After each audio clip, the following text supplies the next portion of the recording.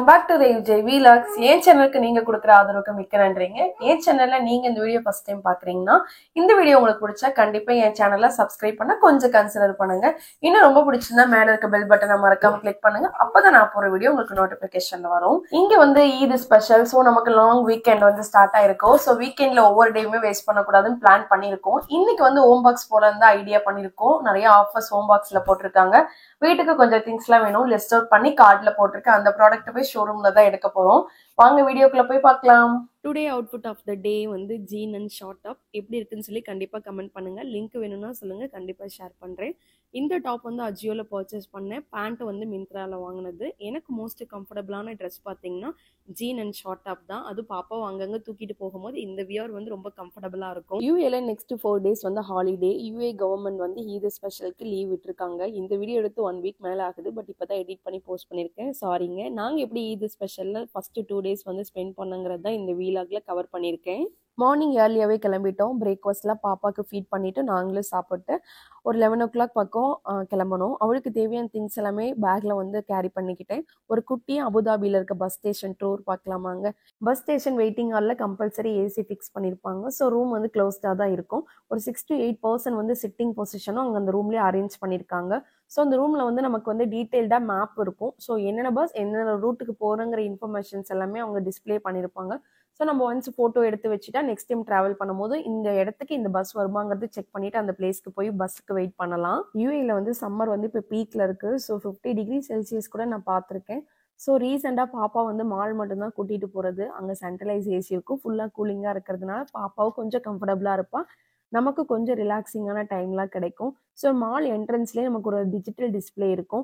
So அங்கே நம்ம எந்த இடத்துக்கு போகிறோங்கிற அந்த பிளேஸை வந்து நம்ம டைப் பண்ணிட்டா நம்ம மொபைல் நம்பர் கொடுத்தா நம்ம மொபைல் நம்பருக்கு அதோட லொக்கேஷன் வந்து சென்ட் பண்ணிடும். ஸோ அந்த டைரக்ஷன் வச்சு நம்ம வந்து அந்த பிளேஸ்க்கு வந்து விசிட் பண்ணிடலாம். அபுதாபியில் இருக்க தல்மா மால் ஒன்ஸ் வந்து விசிட் பண்ணி பாருங்கள், கண்டிப்பாக பிடிக்கும். மால் நல்லா பெருசாகவே இருந்துச்சு. லக்ஸுரியான ஷாப்ஸ் எல்லாமே இருந்துச்சு. மெயினாக நல்லா டைம் பாஸ் பண்ணலாம். ஃபைனலாக ஹோம் பாக்ஸ் வந்து கண்டுபிடிச்சாச்சு. உள்ள என்ட்ரன்ஸ் ஆகும் போதே வந்து டெக்கரேட்டிவ் ஐட்டம்ஸ் எல்லாமே அவ்வளோ அழகாக அலைன் பண்ணியிருந்தாங்க. ஸோ ஹோம் சென்டர் கம்பேர் பண்ணும்போது ஹோம் பாக்ஸில் வந்து டெக்கரேட்டிவ் ஐட்டம்ஸ் வந்து இன்னும் அதிகமாகவே இருந்துச்சு. ரேட்டுமே ரெண்டுலேயுமே எனக்கு ஒரே மாதிரி தான் இருந்துச்சு. ரொம்ப பெரிய வித்தியாசம்லாம் இல்லை. ஹோம் பாக்ஸ் வந்து ஆப் வந்து மொபைலில் டவுன்லோட் பண்ணி வச்சுருக்கேன். ஃப்ரீ டைமில் ஹோம் டெக்கரேட்டிவ் ஐட்டம்ஸ்லாம் கார்டில் போட்டு வைப்பேன். ரேட்டெல்லாம் ரீசனபிளாக இருந்துச்சுன்னு சொல்லிட்டு. ஸோ எனக்கு வந்து டெலிவரி சார்ஜ் வந்து ரொம்ப அதிகமாக இருந்தது. லைக் 100 grams பக்கம் வந்தது. ஸோ இந்த சார்ஜ் வந்து அதிகமாக இருக்குன்னு சொல்லிட்டு ஆஃப்லைன் ஸ்டோரில் போய் பார்க்கலான்னு சொல்லிட்டு தான் எங்கள் வீட்டுக்கு நியரில் இருக்க தல்மா மாலில் ஹோம் பாக்ஸ் இருந்தது. ஸோ பார்க்கலான்னு வந்திருக்கேன். பட் இங்கே வந்து பார்த்துட்டு ஷாக் ஆகிட்டேன். ஏன்னா வந்து ப்ராடக்டோட ரேட் வந்து வேரியேஷன் ஆகுது. ஆஃப்லைனோட ஆன்லைனில் வந்து பார்த்திங்கன்னா கம்மியாக இருக்குது. பட் டெலிவரி சார்ஜ் போடுறாங்க. ஆஃப்லைனில் கொஞ்சம் காஸ்ட் அதிகமாக இருந்தது. ஆர்டிஃபிஷியல் ஃப்ளவர் வந்து நமக்கு பார்க்கும்போது ரியல் ஃப்ளவர் மாதிரியே இருந்தது. அவ்வளோ கலெக்ஷன் இருந்தது. அதுக்கு வைக்கிற பாட்டுமே அவ்வளோ அழகாக டிசைன் பண்ணியிருந்தாங்க. இண்டோர் பிளான்ட்ஸுமே அதிகமாக இருந்தது ஹோம் பாக்ஸில். இண்டோர் பிளான்ட்ஸ்லாம் வாங்கணும்னு ஐடியா இருக்குது. பட் இப்போ பாப்பா இருக்கிறதுனால எதுவுமே பிளான் இல்லை. வீடு சும்மா எம்டியாகவே வச்சுருக்கோம். ஏன்னா குட்டீஸ் வச்சு நம்ம எதுவுமே மெயின்டைன் பண்ண முடியாதுன்னு சொல்லிட்டு.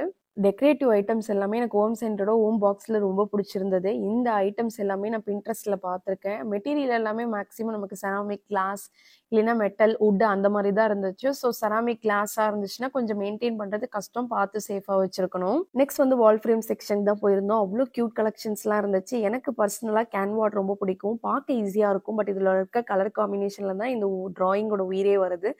எனக்கு சின்ன வயசுலேருந்தே ட்ராயிங்கே சுத்தமாக வராது. ட்ராயிங்க்கு பயந்துட்டே பயாலஜி எடுக்காமல் கம்ப்யூட்டர் சயின்ஸ் எடுத்து படித்தேன். இந்த மாதிரி யாராவது நீங்கள் இருக்கீங்களான்னு சொல்லி கமெண்ட் பண்ணுங்கள். மொபைல் கார்ட்டில் நிறைய ப்ராடக்ட் வந்து போட்டு வச்சுருந்தேன். பட் ஆஃப்லைன் ஸ்டோரில் செக் பண்ணும்போது அந்த ப்ராடக்ட்டோட ரேட் வந்து வேரியேஷன் இருந்தது. ஸோ எனக்கு கார்ட்லேயும் ஆஃப்லைன் ஸ்டோர்லேயும் அந்த ரேட்டு சேமாக இருக்க ப்ராடக்ட் மட்டும்தான் வாங்கியிருந்தேன். ரிமைனிங் ப்ராடக்ட் ரேட்டு மட்டும் செக் பண்ணிவிட்டு அங்கேயே வச்சுட்டேன். டைனிங் டேபிளுக்கு பிளேட் வைக்கிறதுக்கு mat and table liner collections எல்லாம் அவ்வளோ க்யூட்டாக இருந்துச்சு. நாங்களும் ஒரு டைனிங் டேபிள் ரீசெண்டாக வாங்கியிருந்தோம். ஸோ அதுக்காக நான் லைனர் அண்ட் பிளேட் மேட்டும் எடுத்துட்டேன். ஸோ சைடில் வந்து பெஸ்ட் பை 3 grams. எந்த ப்ராடக்ட் எடுத்தாலும் 3 grams தான். நம்ம ஊர் அமௌண்ட் வந்து 60 ரூபாய். அந்த அமௌண்ட்டில் வந்து சில ப்ராடக்ட்ஸ்லாம் அவங்க டிஸ்பிளே பண்ணியிருந்தாங்க. எனக்கு தேவையான ப்ராடக்ட் எல்லாமே நான் வாங்கிட்டேன்.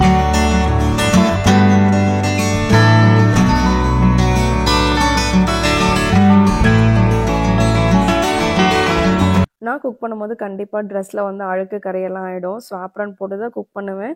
ஊர்லேருந்து வரும்போது ஆப்ரான் மறந்துட்டேன். ஸோ இங்கே வந்து ஆப்ரான் தொலைவிட்டு இருந்தேன். நான் எப்பயுமே ஆப்ரான் 100% காட்டனில் எடுப்பேன். அப்போ தான் குக் பண்ணும்போது அடிக்கடி தண்ணி தொடும்போது அப்சர்வ் பண்ணுறதுக்கு ஈஸியாக இருக்கும். ஸோ ஒரு ஆப்ரான் 2 பாட் ஹோல்டர் வாங்கிட்டேன். ஹோம் பாக்ஸ் ஆர் ஹோம் சென்டர்லயுமே வந்து பார்த்தீங்கன்னா, ப்ராடக்ட் வந்து ஒரு சைடு வந்து அவங்க அலைன் பண்ணியிருந்தாங்கன்னா, அந்த ப்ராடக்ட் எப்படிலாம் யூஸ் பண்ணலாம்னு சொல்லிட்டு அவங்க அவ்வளோ அழகா டிஸ்ப்ளே பண்ணியிருந்தாங்க. மேபி இந்த டிஸ்ப்ளே பண்ண ஐட்டம்ஸ் வந்து ஃபர்ஸ்ட்டு பார்த்துட்டா நமக்கு ஒரு ஐடியா கிடைக்கும். அதுக்கப்புறம் நமக்கு தேவையான ப்ராடக்ட் எல்லாம்ங்கிறது நம்ம போய் பிக் பண்ணி வாங்குறதுக்கு ஈஸியா இருக்கும்.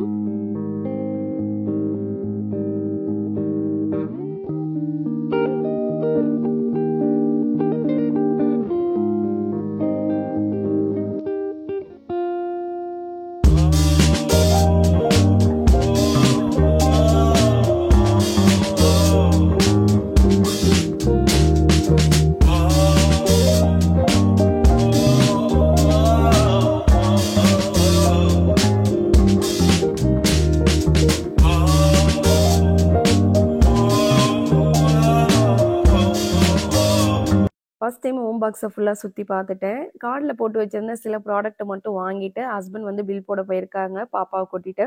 ஸோ நான் வெயிட் பண்ணிட்டு இருந்த டைமில் அங்கே ஒரு மெஹந்தி ஆர்டிஸ்ட் வந்து மெஹந்தி போட்டுட்டு இருந்தாங்க. ஹோம் பாக்ஸ் வந்து பார்த்தீங்கன்னா ஒரு 2 டேஸ் ஈத் ஸ்பெஷலுக்கு வந்து அப்பாயின்மெண்ட் பண்ணியிருப்பாங்க போல. ஒரு சிம்பிளான டிசைன் நம்ம சூஸ் பண்ணி கொடுத்தா ஃப்ரீ ஆஃப் காஸ்ட்டில் அவங்க போட்டு விடுவாங்க போல. ஏன்னா எனக்கு ஒரு பிடிச்ச ஒரு டிசைன் அவங்க கிட்ட சொன்னால் அவங்க போட்டு விட்டாங்க.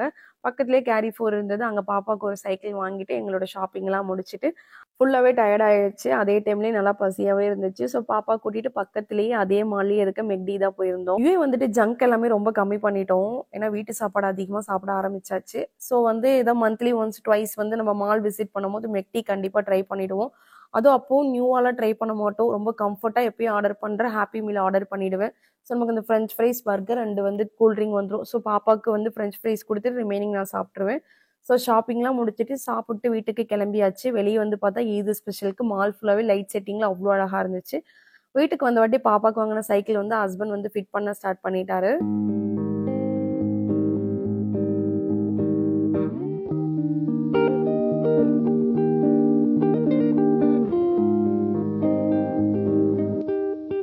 Finally Eid holiday first day வந்து நல்லாவே ஸ்பெண்ட் பண்ணியிருந்தோம். பட் இருந்தாலும் பாப்பா மாற்றி மாற்றி தூக்கிட்டு சுற்றுறதுலேயே ஃபுல்லாகவே டயர்ட் ஆயாச்சு. நல்லா ரெஸ்ட் எடுத்துட்டு நெக்ஸ்ட் டே என்னன்னு பார்க்கலாங்க.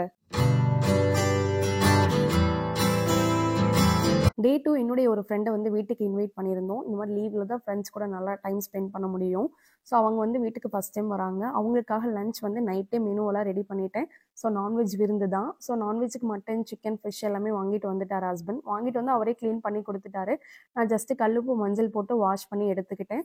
முதல் நாள் நைட்டு இஞ்சி பூண்டுமே தோலெல்லாம் க்ளீன் பண்ணி வச்சுட்டா நெக்ஸ்ட் டே வந்து இஞ்சி பூண்டு விழுது அரைக்கிறதுக்கு ரொம்ப ஈஸியாக இருக்கும். ஏன்னா நான்வெஜ்ஜில் நிறைய ஆட் பண்ணிப்போம். குக்கிங் ஸ்டார்ட் பண்ணுறதுக்கு முன்னாடி அதுக்கு தேவையான இன்க்ரீடியன்ட் எல்லாமே கட் பண்ணி எடுத்து வச்சுட்டா குக்கிங் பண்ணும்போது ரொம்ப ஈஸியாக இருக்கும். டைம் கன்சூமிங்கும் ரொம்ப லோவாக இருக்கும். நமக்கு டயர்ட் இல்லாமல் இருக்கும். ஏன்னா நிறையா டிஷ் வர பண்ணணும். ஸோ ஃபஸ்ட் வந்து இஞ்சி பூண்டு விழுது தான் பண்ண போகிறேன். ஒரு மிக்சரில் ஈக்குவல் அமௌண்ட் ஆஃப் இஞ்சி அண்ட் பூண்டு வந்து ஆட் பண்ணியிருக்கேன். கொஞ்சமாக சால்ட்டு, 1 டீஸ்பூன் ஆயில், கொஞ்சம் மஞ்சள் போட்டு அரைச்சிக்கிட்டேன்.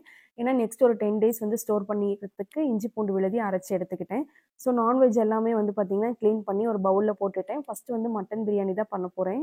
1/2 kg வந்து இந்தியன் மட்டன் தான் இங்கே யூஏல வாங்கியிருந்தோம். ஸோ க்ளீன் பண்ணிவிட்டு குக்கரில் ஆட் பண்ணிவிட்டு 1 டீஸ்பூன் வந்து ஜிஞ்சர் கார்லிக் பேஸ்ட்டு, கொஞ்சம் சால்ட்டு, மட்டன் ஜஸ்ட் மூழ்கிற அளவுக்கு தண்ணி ஊற்றி லிட்டு க்ளோஸ் பண்ணி அடுப்பில் விசில் போட்டிருக்கேன். ஃபிஷ் ஃப்ரைக்கு நெத்திலி மீனை ஒரு பவுலில் ஆட் பண்ணிவிட்டு 1 டீஸ்பூன் ஜிஞ்சர் கார்லிக் பேஸ்ட் போட்டு பெரட்டி விட்டு வாட்டி மசாலா பார்த்தீங்கன்னா 2 டீஸ்பூன் கொத்தமல்லி தூள், 1 டீஸ்பூன் மிளகாய் தூள், காஷ்மீர் மிளகாய் தூள், அரிசி மாவு, கார்ன் மாவு, சீரகப்பொடி, சோம்பு பொடி, மஞ்சள், தேவையான அளவுக்கு உப்பு போட்டு நல்லா மிக்ஸ் பண்ணிக்கோங்க.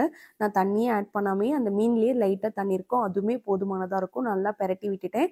குட்டீஸ்க்கு தனியாக ஸ்பைசி கம்மியாக போட்டு அதுவும் பெரட்டி வச்சுட்டேன். ஒரு 1 hour ஊறின வாட்டி போட்டால் நல்லா டேஸ்ட் உள்ளே இறங்கியிருக்கும். நல்லா டேஸ்ட்டாகவும் இருக்கும்.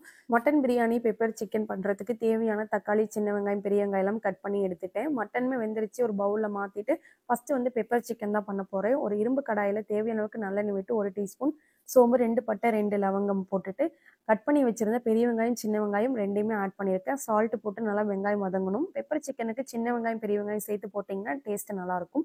மசாலா ஃப்ரெஷ்ஷாக பண்ண போகிறேன். ஒரு கடாய் எடுத்துக்கோங்க. மீடியம் ஃப்ளேமில் வந்து 1 டீஸ்பூன் மிளகு, 1 டீஸ்பூன் வர கொத்தமல்லி, 2 ஏலக்காய், கொஞ்சமாக கல்பாசி இலை, 2 to 3 மராட்டி மொக்கு, 2 பட்டை, ஒரு 5-6 லவங்கம், 1 டீஸ்பூன் வந்து சோம்பு அண்ட் சீரகம் ஆட் பண்ணியிருக்கேன். காரத்துக்கு ஒரு வரமிளகாய் ஆட் பண்ணிவிட்டு ஒரு 2 நிமிஷம் வந்து பார்த்திங்கன்னா லோ ஃப்ளேம்லேயே நல்லா வறுத்திங்கனாவே நமக்கு அதோட அரோமா வந்த வாட்டி ஸ்டவ் ஆஃப் பண்ணிவிட்டு ஆறுனதுக்கு அப்புறம் மிக்சரில் போட்டு பவுடர் பண்ணி நம்ம பெப்பர் சிக்கனில் ஆட் பண்ணிக்கலாம். ஸோ வெங்காயம் வதங்கிடுச்சு. 2 தக்காளி கட் பண்ணி ஆட் பண்ணியிருக்கேன். ஜிஞ்சர் கார்லிக் பேஸ்ட்டு போட மறந்துட்டேன். ஸோ தக்காளி வதக்கும் போது ஒரு கரண்டி ஜிஞ்சர் கார்லிக் பேஸ்ட்டு போட்டு நல்லா வதக்கி விட்டுட்டேன்.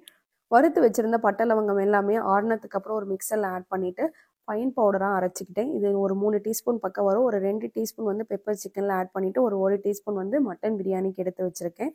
இந்த மசாலா வந்து அப்படியே ஆயிலே பரட்டி விட்டுட்டேன். ஒரு 5 நிமிஷம் வேகன வாட்டி க்ளீன் பண்ணி வச்சுருந்த சிக்கன் ஆட் பண்ணிட்டேன்.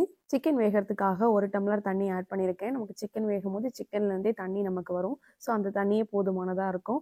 ஒரு 20 மினிட்ஸ் வந்து பார்த்திங்கன்னா மீடியம் ஃப்ளேமில் வேக வச்சு எடுத்தால் நமக்கு பெப்பர் சிக்கன் ரெடி ஆகிடும். ஸோ அது வெந்துட்டுருக்கு. நெக்ஸ்ட்டு வந்து மட்டன் பிரியாணி பண்ண ஸ்டார்ட் பண்ணிவிட்டேன்.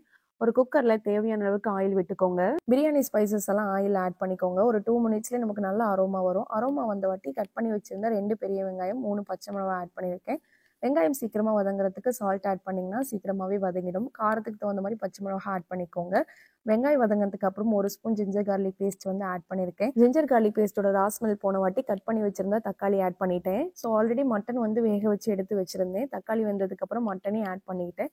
கொஞ்சமாக மின்ட் லீவ்ஸ் போட்டிருந்தேன். சிக்கனுக்கு பண்ணும்போது அந்த மசாலா 1 ஸ்பூன் எடுத்து வச்சிருந்தால இந்த மசாலையும் ஆட் பண்ணிவிட்டு 1 ஸ்பூன் வந்து பார்த்திங்கன்னா கர்ட் ஆட் பண்ணி எல்லாத்தையுமே மிக்ஸ் பண்ணி ஒரு 5 மினிட்ஸ் நல்லா கொதிக்க வச்சுட்டேன். இன்றைக்கி மட்டன் பிரியாணிக்கு சீரக சம்பா ரைஸ் தான் ஊற வச்சுருக்கேன். சீரக சம்பா ரைஸ் எப்பயுமே ஒரு 1/2 hourக்கு முன்னாடி ஊற வச்சு குக்கிங்க்கு ஆட் பண்ணிக்கிட்டிங்கன்னா ரைஸ் வந்து நல்லா உதிரியாக வரும். 1 டம்ளர் ரைஸ்க்கு 1.5 டம்ளர் தண்ணி கரெக்டாக இருக்கும். ஸோ நான் 5 டம்ளர் தண்ணி ஆட் பண்ணிவிட்டு ரைஸையும் போட்டுட்டேன். ஸோ ஃப்ளேவருக்கு வந்து பார்த்திங்கன்னா லெமன் வந்து எண்டில் புழிஞ்சு விட்டுட்டு தேவையான அளவுக்கு சால்ட்டு போட்டுட்டு கலருக்கு காஷ்மீர் மிளகாய் தூள் போட்டுட்டேன். டேஸ்ட்டெல்லாம் செக் பண்ணிவிட்டு லிட்டையும் க்ளோஸ் பண்ணிட்டேன். இன்றைக்கி சீரக சம்பா ரைஸ்க்கு வந்து குக்கரில் விசில் போடல, தம் பிரியாணி மாதிரி தான் பண்ண போகிறேன். ஒரு 50 மினிட்ஸ் வந்து வேக வச்சுட்டு ஒரு 5 மினிட்ஸ் வந்து தோசைக்கல் மேலே தான் வைக்க போகிறேன். ஸோ வந்து பெப்பர் சிக்கன் ரெடி ஆகிடுச்சு. எண்ணில் வந்து 1 ஸ்பூன் வந்து பெப்பர் போட்டுட்டு கொத்தமல்லி தூவி விட்டால் நமக்கு பெப்பர் சிக்கன் வந்து ரெடி ஆகிடும். பிரியாணிக்கு கர்டு வந்து ஆல்ரெடி வீட்லேயே தயிர் போட்டு வச்சுருந்தேன். ஜஸ்ட் ஆனியன் மட்டும் ஆட் பண்ணிவிட்டு கர்டும் ரெடி பண்ணியாச்சு.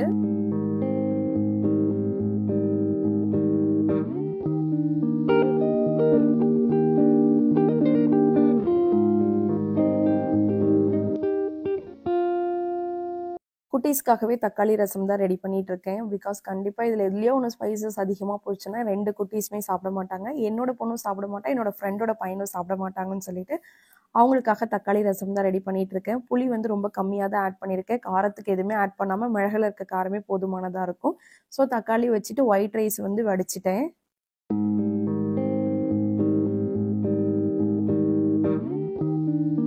ஆல்மோஸ்ட் எல்லா டிஷ்ஷுமே குக் பண்ணி வச்சுட்டேன். பட் ஃபிஷ் மட்டும் லாஸ்ட்டாக ஃப்ரை பண்ணலான்னு வெயிட் பண்ணிட்டு இருந்தேன். ஃப்ரெண்டுமே ஆன் த வே சொன்னாங்க. ஸோ வந்து ஃபிஷ் வந்து ஃப்ரை பண்ண ஸ்டார்ட் பண்ணிட்டேன். ஃபஸ்ட்டு வந்து பாப்பாவுக்கு ஃபீட் பண்ணுறதுக்கு பாப்பாவுக்கு தனியாக வந்து மேரினேட் பண்ணி வச்சுருந்த ஃபிஷ் தான் ஃப்ரை பண்ணியிருந்தேன். கொஞ்சம் ஸ்பைசி ஆட் பண்ணாலும் கண்டிப்பாக தூரிக்கா சாப்பிட மாட்டாங்க. அவங்களுக்காக ரொம்ப லெஸ் ஸ்பைசியில் தான் மேரினேட் பண்ணி வச்சுருந்தேன். என்னுடைய ஃப்ரெண்டுக்காக நான் ஸ்பெஷலாக குக் பண்ண டிஷ் பார்க்கலாமாங்க. மட்டனில் சீரக சம்பா மட்டன் பிரியாணி பண்ணியிருந்தேன். சிக்கனில் வந்து பெப்பர் சிக்கன் பண்ணியிருந்தேன். ஒயிட் ரைஸும் வடிச்சிருந்தேன். ஸோ எல்லாம் சாப்பிட்டு டைஜஷன் ஆகிறதுக்கு ரசம் வச்சுருந்தேன். நெத்திலியில் ஃபிஷ் குழம்போட 65 ட்ரை பண்ணி பாருங்கள், அவ்வளோ டேஸ்ட் நல்லாயிருக்கும். நெத்திலி 65 பண்ணிவிட்டு பிரியாணிக்கு ரைத்தாவும் பண்ணியிருந்தேன். இன்றைக்கி எதுவும் குழம்புலாம் பண்ணலை. ஸோ இதுதான் வந்து இன்றைக்கி சண்டே சமையல். என்னோடய ஃப்ரெண்டுக்காக நான் பண்ணது. ஸோ பாப்பாவுக்கும் ஃபீட் பண்ண ஸ்டார்ட் பண்ணிவிட்டு என் ஃப்ரெண்டோட நேம் சொல்ல மறந்துட்டேன். அவங்க நேம் கீர்த்தி. ஸோ ஃப்ரெண்ட் வந்து குஷிலே கிளிப்ஸ்லாம் எடுக்க மறந்துட்டோம். நல்லா சாப்பிட்டுட்டு ரெஸ்ட்டெல்லாம் எடுத்துகிட்டு ஈவினிங் டைமில் தம்பி பாப்பாவும் ப்ளே பண்ண ஆரம்பிச்சிட்டாங்க. எங்களுடைய ஹாலிடேவை நாங்கள் இப்படி தான் ஸ்பெண்ட் பண்ணியிருந்தோம். கண்டிப்பாக இந்த வீலாக் உங்களுக்கு பிடிச்சிருக்கும். இன்னொரு இன்ட்ரெஸ்டிங்கான வீலாகில் அகைன் வந்து உங்களை மீட் பண்ணுறேன். தேங்க்ஸ் ஃபார் வாட்சிங். பாய்.